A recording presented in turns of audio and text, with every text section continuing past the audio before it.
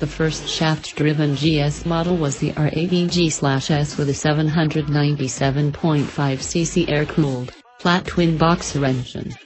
3. The BMW 247 engine, which was also fitted to many other bikes in the BMW range, is known as an airhead, because it relies on airflow across the cylinder heads and cylinder barrels to provide most of the cooling for the engine. The most valued version was the R120GS Paris-Dakar model featuring a larger tank, which was launched in celebration of the R120GS wins in the Paris-Dakar Rally.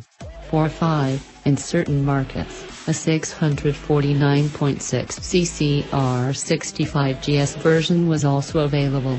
These early machines used a combined rear suspension and drive swing arm called a monolever.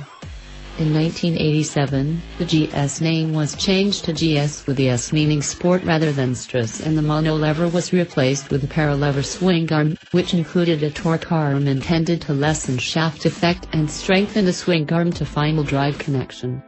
The new bikes were produced with engines of 797.5cc, R120GS, or 980cc, R120GS.